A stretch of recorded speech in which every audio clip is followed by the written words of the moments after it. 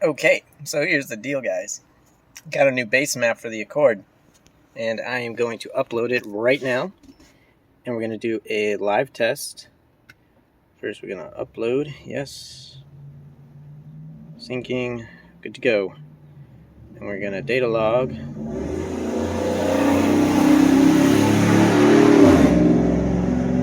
That was a freaking Tahoe. Alright, let's see if this pig starts. Neutral. Yes. Oh. That's new. Ah! I think I accidentally flipped my secret switch. That is a fantastic starter. Started right up. That's new. So far the car is running. I'm gonna let it warm up and see if it's any better than it's doing right now, which, if I'm looking at the AFRs correctly, it's a little fucky. Well, great news. Fantastic news indeed. We're sitting here idling. You can actually see the gauge like from here. As you can see, that's a pretty good fuel ratio. It's a little bit rich for an idle. I'd like to be around 15.1, 15.2, but this will work for now. I did adjust the fuel map a little bit, just in full columns, and then just this little itty bitty bit, because that's where the idling likes to be, right in there. So that is set up nice. The injectors are set up correctly, and it's still popping a little bit, but the duty cycle on the injectors is 1% at idle. They're rebuilt Bosch injectors. Actual brand name Bosch injectors, not cheap China clone garbage. So I know they work, and they were oversized to 1,000 cc's, 60 psi. They were 60-pound injectors, 1,000 cc, so 43.5. They're 777 cc. So got that all set up on the Basemap, and there's still some slight popping, of course, but what's the injector going to do? 0% duty cycle? It can't. And unfortunately, as you can probably see in the background, it is raining pretty good. Got in here just before it started raining. There's a car meet tonight, as usual, on Wednesday. And I don't especially want to drive this car in the rain because it is still untested, and I don't want to break down or have an issue and have to pull over and sit there, hold my dick while it's raining. Okay, so basically, the rain stopped. I just cleaned all the windows and rain-xed the outside, so it should be good. They seem pretty clear to me. They were kind of foggy before. I'm gonna go on a little drive first before I decide to take this car to the car meet. I'm just gonna go around the block and see how this goes.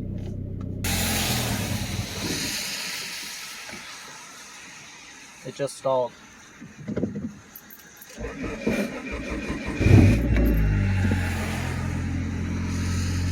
Not stoked about that.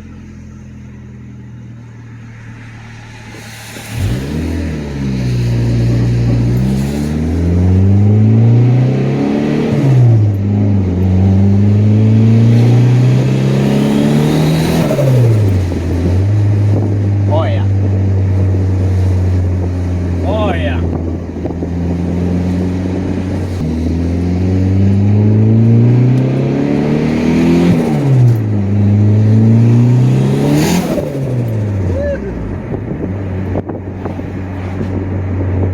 Bit of VTEC action. VTEC actuates at 4,300. So I just gotta, do a lazy pedal. I'm just making sure that everything's alright. So far this thing is doing alright.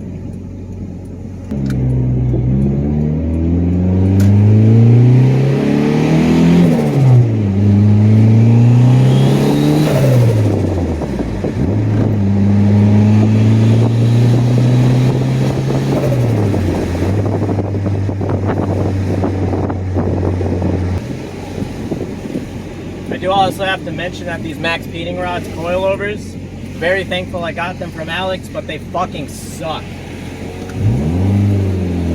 They don't go low enough, and they're bouncier than the original stock suspension, which is super frustrating.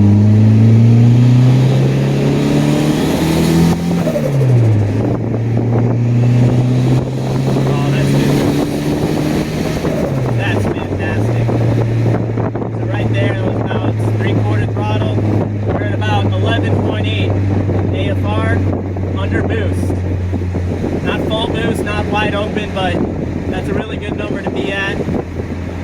definitely rich, so I definitely got the right points in the fuel map for this.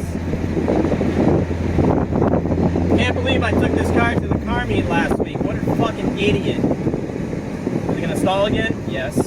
Why does it stall? That's the weirdest thing.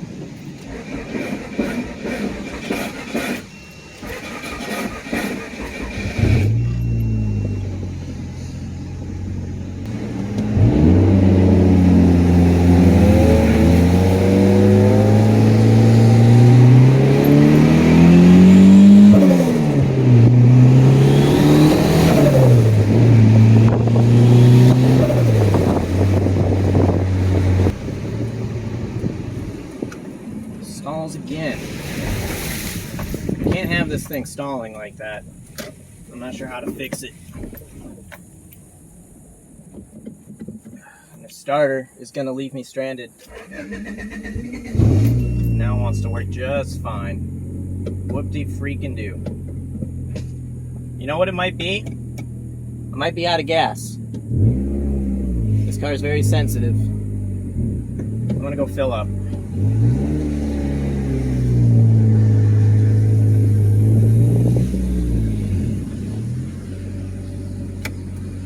Gas gauge doesn't really work, and I know this car's been running really rich, or using a lot of gas I should say, not running rich, for a while. So yeah, when I first changed the fuel pump, I took off the sending unit because it has a hole for it in the trunk. The fuel pump doesn't, so I cut a hole to get the fuel pump out at the top without having to drop the tank. Super sketchy, by the way, because I used a cutoff wheel. And, you know, sparks going right into a fuel tank right next to fuel lines. Yeah, not a great combo.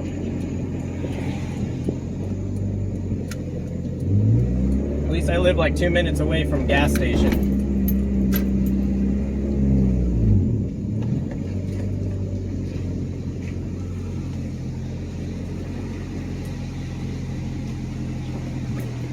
$4.49 for 93. Unbelievable. Can't believe I'm about to spend 30 bucks on freaking gas. Just left the car meet on my way home. Holy crap, the Accord is kind of slightly, maybe 2 times out of 10 reliable now. Once I filled it up, it stopped stalling, so it's all good. And yeah, it's about, what, 11 o'clock almost. Had a fun time. Saw some friends over there that I haven't seen for a while, so we chatted for a while. So that was fun. I should have filmed a little bit at the car meet, but you know, I was only there for a couple hours. And I was talking to my friends, so I didn't want to, you know, just walk around and be that guy. In any case, we'll pick this up tomorrow. Gotta make a phone call in the morning. See if I can get on the dyno anytime soon. But man, this car is driving pretty good. Just needs an alignment, like bad. It's Friday after work, and I just realized, it occurred to me, I have never washed this car, ever. Because when I bought it, the paint,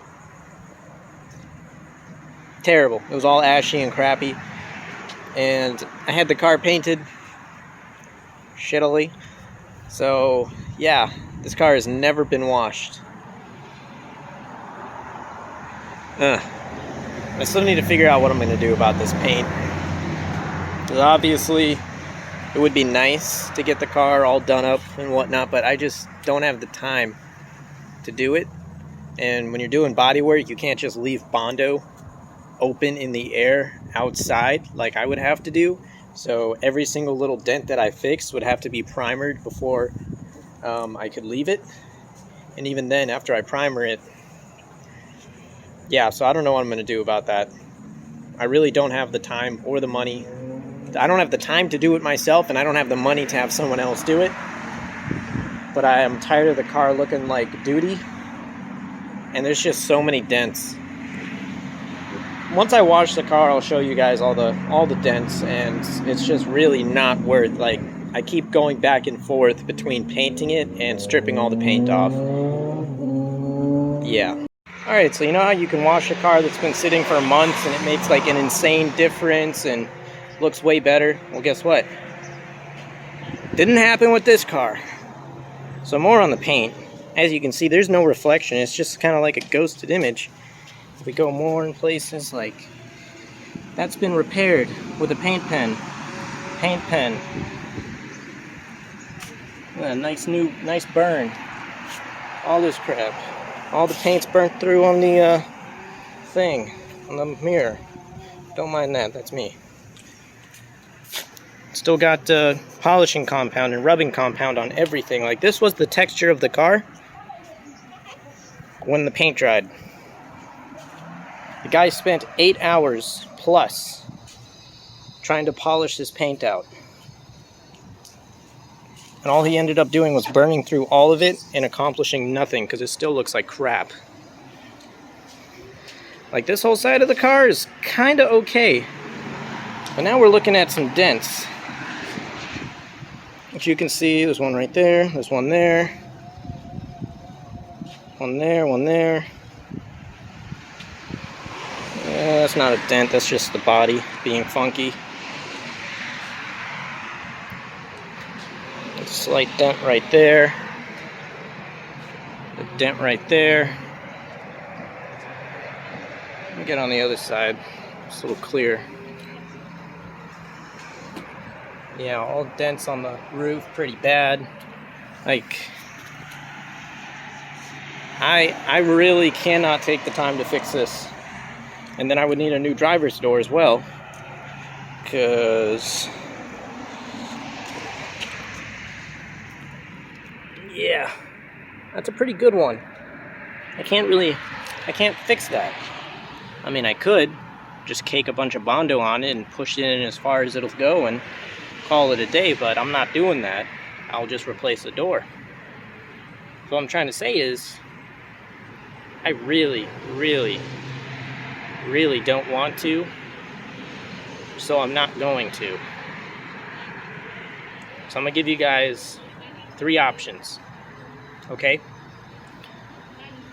Leave the car exactly how it is, paint the front fenders, hood, and bumper black, and call it a day. With spray paint.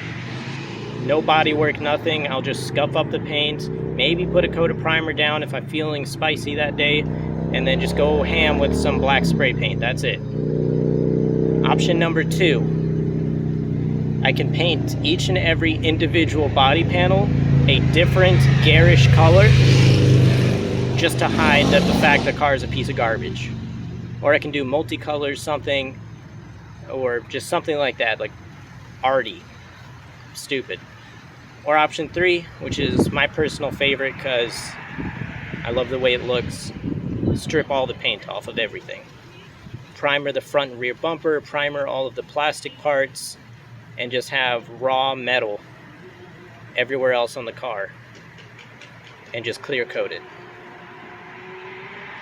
Weight savings. Audi used to do it 100 years ago, why can't I do it now? So, those are the options. Let me know down in the comments what I should do. Because basically making this car clean, it's not clean. Like, this car is, people have tried to break into this car multiple times before I bought it. So, that's all clapped out on that side. The whole door skin is peeled back. Pretty much same deal on this side. People have been trying to break in, so none of the body panels really line up. The gaps are all over the place. And everything else about the car, like, the most valuable thing about this car are the RPF ones, which really aren't that expensive of a wheel. And the ECU. Don't break into my car. So that's basically it. I'm not painting the car black. I'm not fixing any dents. I'm not doing any body work.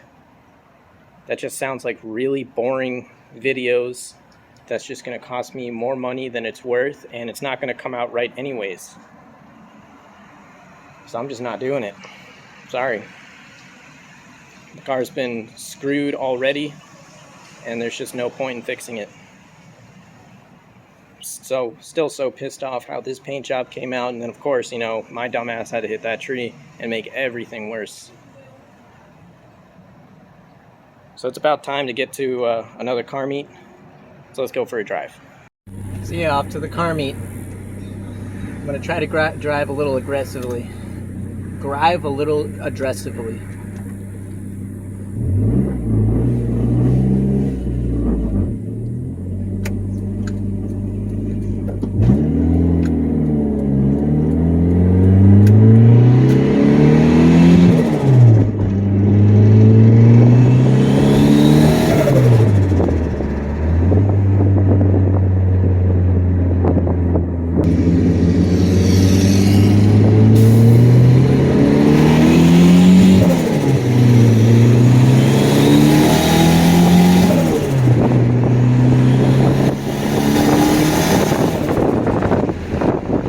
Okay, so to complete this video, I did end up getting a new a new starter, because something's screwy with this one, and the flywheel's been the same this whole time, and yeah, so oh my god.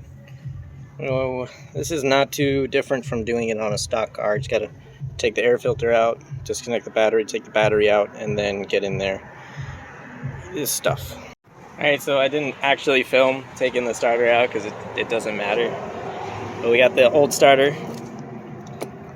You can see those teeth are pretty chewed up.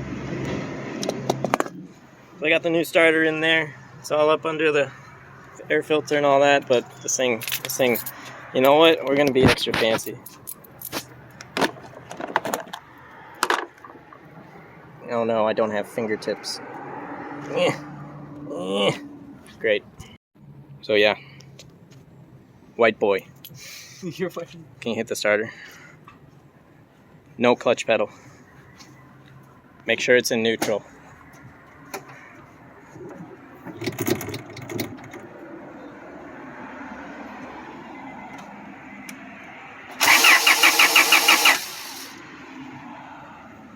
Just keep.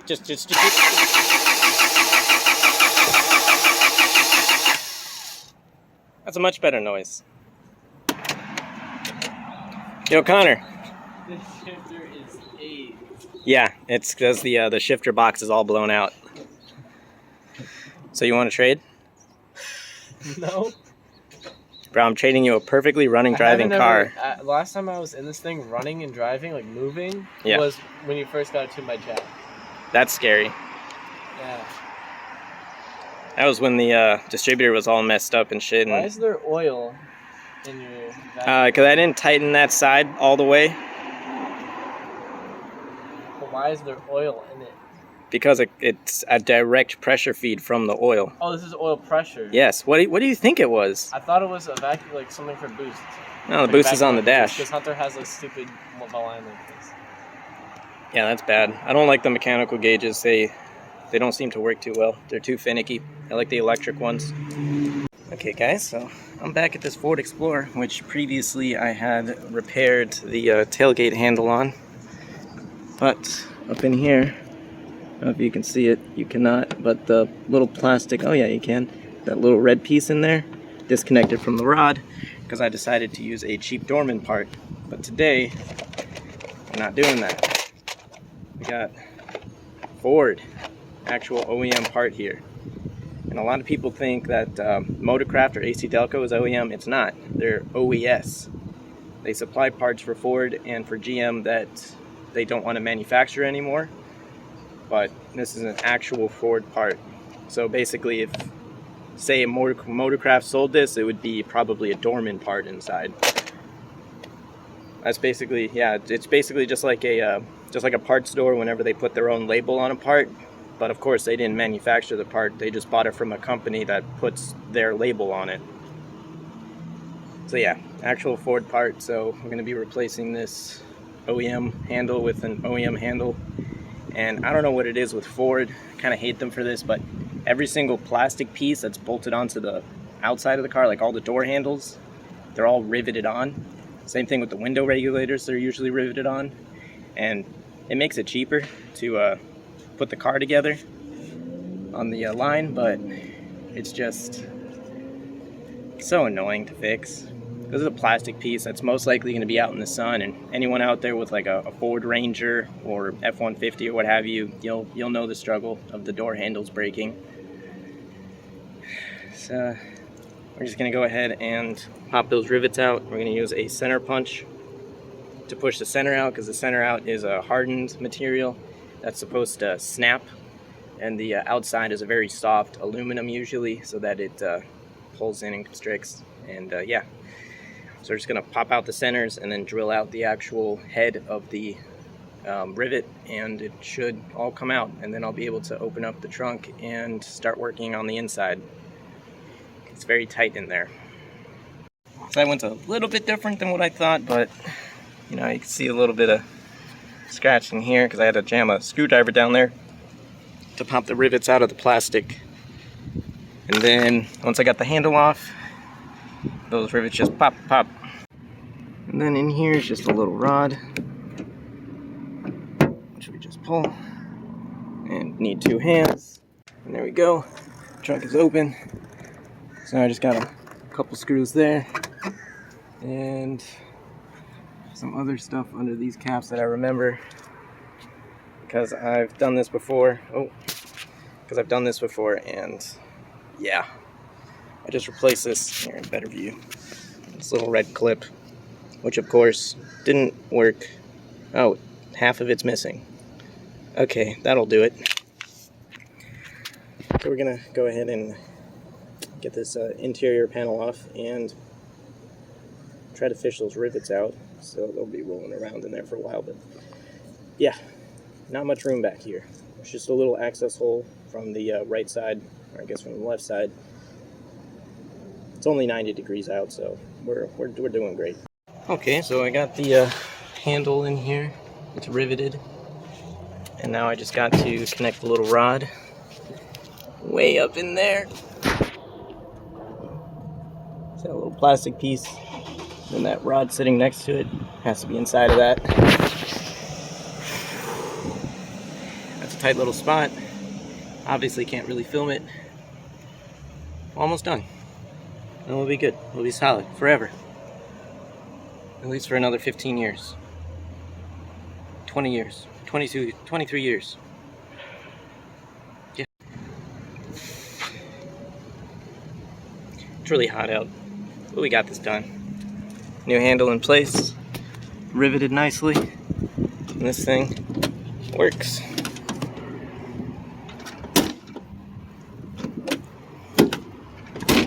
Okay, so that's definitely closed. There we go. The rivets aren't perfect, but they're not going to fall out. They're just a little loose because they're not 1/4 inch. They are 3/16, because that's how big this little guy goes. 3/16. Anything larger, you need a much larger one, and I just don't have access to that at the moment.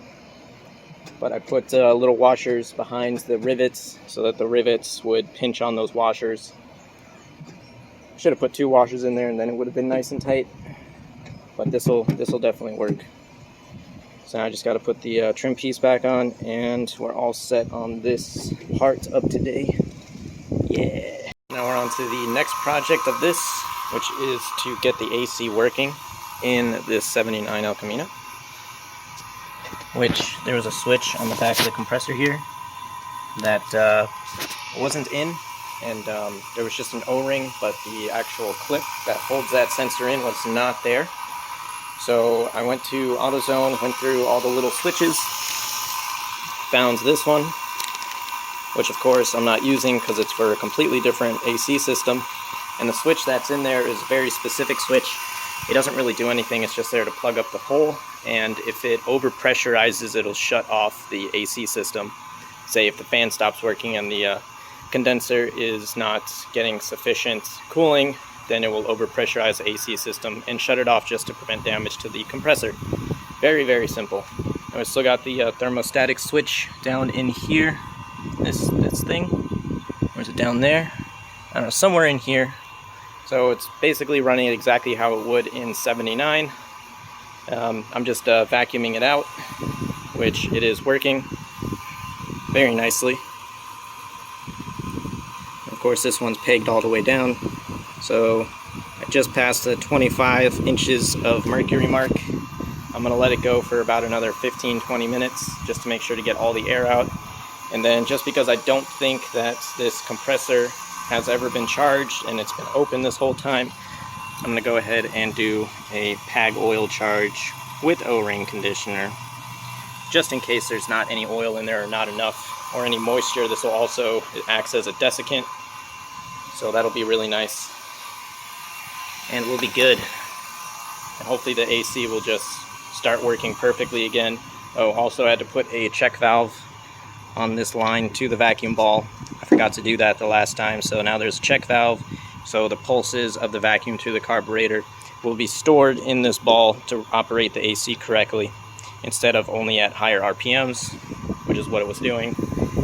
So now all of the vacuum controls for the vents and the cooling and the heat and all that will work, and won't have to worry about anything else.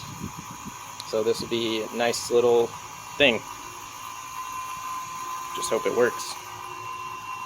Yeah, so just gonna vacuum 15 minutes. I'll be back. Okay, so very good news. We got the AC compressor working. It's holding Freon on the cold side. Oh yeah. That's how you know it's gonna be ice cold inside. And finally. Oh my god. That feels so good. Oh, that's so nice right now.